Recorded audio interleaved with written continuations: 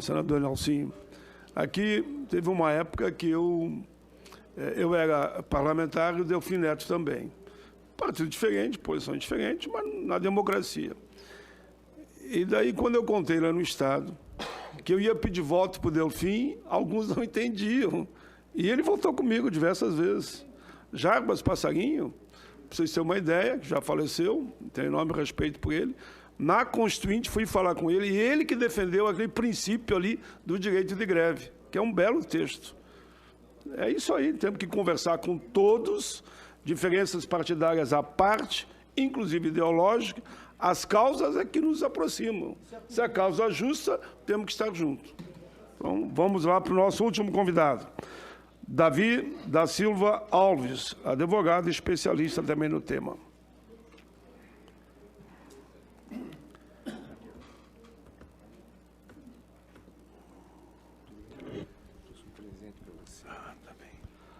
Bom dia, senador Paulo Paim. Bom dia a todos da mesa.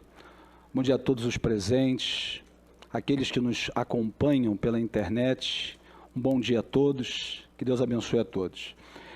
É com a grata satisfação que eu me dirijo nesta oportunidade, dizendo que sou suboficial fuzileiro naval, ingressei no ano de 1980 na Ilha da Marambaia.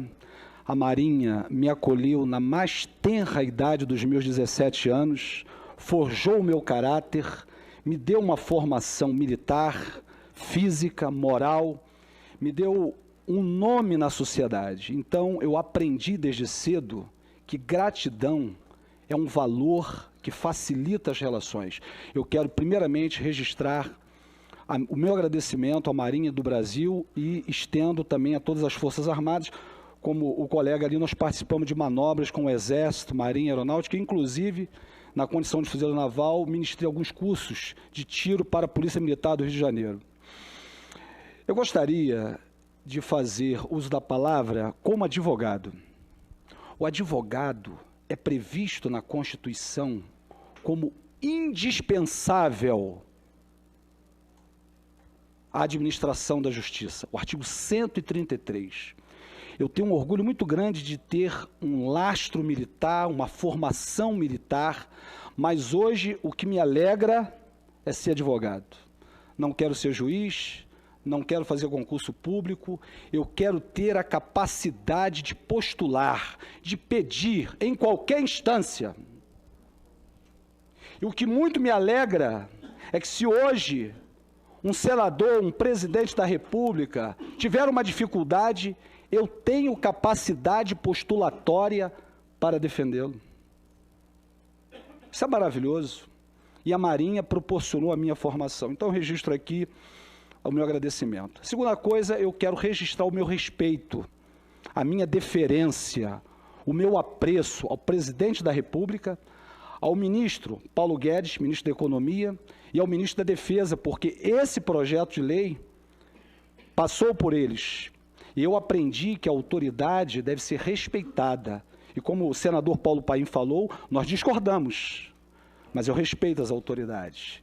Respeito o governo que está aí, respeito a todos os ministros. Mas como advogado, eu não posso me furtar de enfrentar esse projeto, enfrentar de forma robusta, de forma eficiente, com a previsão constitucional da ampla defesa do contraditório. Eu quero reunir, em poucas palavras, porque eu acredito até que nos aspectos técnicos nós já estamos satisfeitos. A doutora falou muito bem, Fabrício, e os outros colegas. Então, eu tenho um pouco a acrescentar.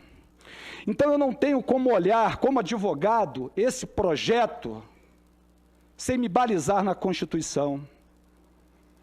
Porque no Estado de Direito que nós vivemos, diferentemente do Estado de Direito de 1824, quando no artigo 99 daquela Constituição Imperial, a primeira Constituição do Brasil, lá no artigo 99 diz assim: a pessoa do imperador não responde por responsabilidade nenhuma, a pessoa dele é sagrada.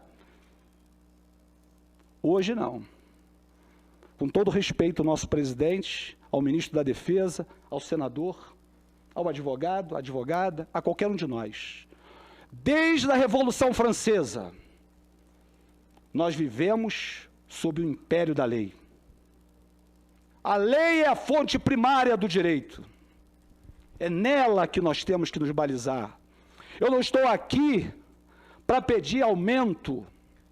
Eu não estou aqui por insatisfação pecuniária. Eu estou aqui como advogado para apontar que esse projeto fere, entre outras coisas, 2 princípios. Um já foi falado aqui, que é o princípio da igualdade. Não tenho tempo para aprofundar o que é igualdade, mas essa frase, citada por Rui Barbosa, ela remonta à Idade Média e chega lá em Aristóteles. Ele é o autor desta frase. Falamos muito da democracia, que começa a ter corpo no ambiente grego, mas depois houve um hiato com o advento do cristianismo através de Constantino, e o direito era entendido como uma fonte divina. E com todo respeito, eu sou cristão, e a igreja tem um papel muito importante na história da humanidade. Mas chegou um momento que um autor maravilhoso, Emile Durkheim, diz assim: o direito surge dos fatos sociais. O direito surge dos fatos sociais. E é por isso, se o presidente estiver assistindo, e todo o alto comando das Forças Armadas, é no direito, é olhando a Constituição, que eu observei que esse projeto, desde o seu nascedouro, nasce com vícios. Nasce com vícios. E falo isso com muito respeito. Há poucos dias, minha mãe queria que eu entrasse na justiça por uma causa. Quando ela me apresentou o fato concreto, eu falei: minha mãe, não existe possibilidade jurídica do pedido. Nós não vamos ganhar. A senhora está com a interpretação errada. É a honestidade de atender no enfrentamento de uma questão com verdade, olhando a lei. Nós temos um parâmetro, que é a Constituição. E a beleza da Constituição já começa no preâmbulo, que o senador participou.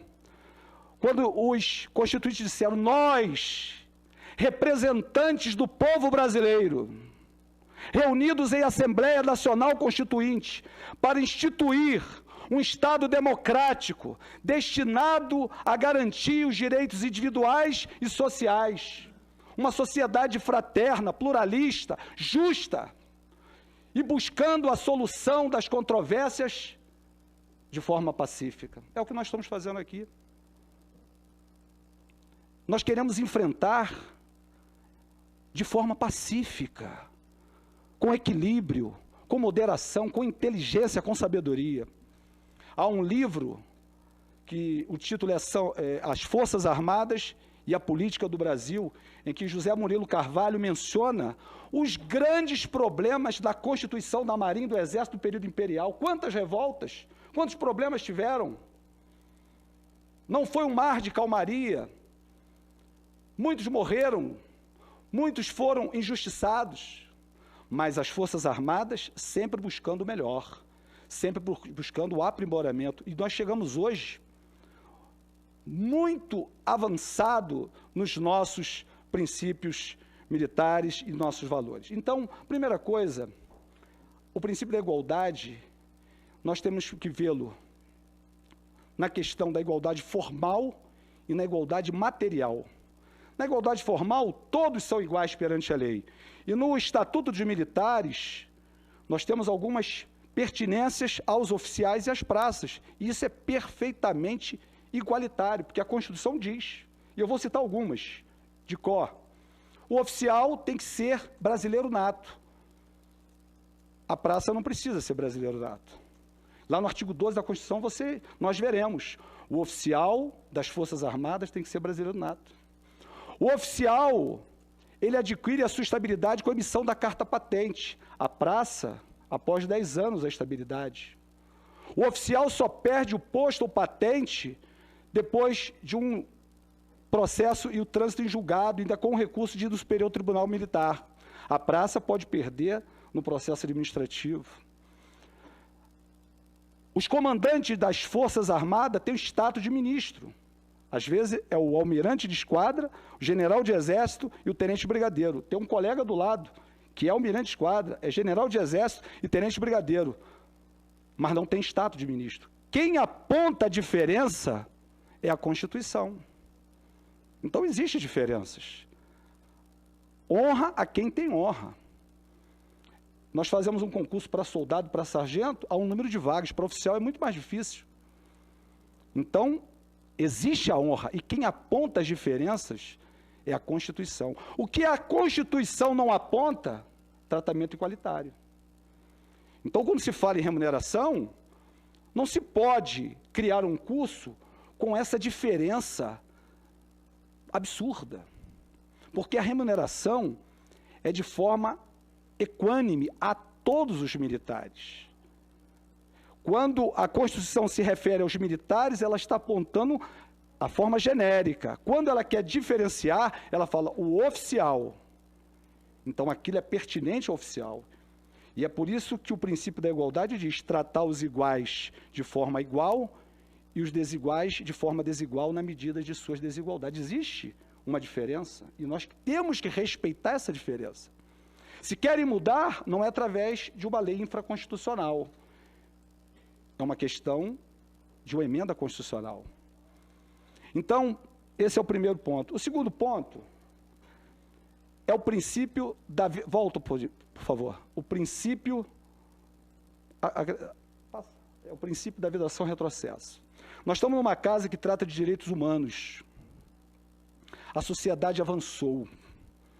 A sociedade alargou o entendimento sobre o que que são direitos humanos. Então, nós não podemos retroceder. Nós estamos vivendo num estado social que busca garantir mais direito. A vida melhorou. Hoje todos nós temos celulares. Hoje nós temos acesso a nos cuidar melhor. Hoje nós podemos participar, como este, de um debate democrático. Isso aqui é histórico na vida das Forças Armadas. Praças participando de um processo legislativo. Nunca houve na história das Forças Armadas. Graças à democracia, graças aos direitos humanos, que se materializa no direito civil, no político, no direito social. Então, esse processo, como os colegas anteriores aqui falaram, ele tem que ser retirado, e eu faço um apelo ao excelentíssimo senhor presidente da República e todo o seu alto comando, que reconsidere o que nós estamos fazendo aqui, buscando um debate de forma moderada, equilibrada, respeitosa, para que nós atinjamos o nosso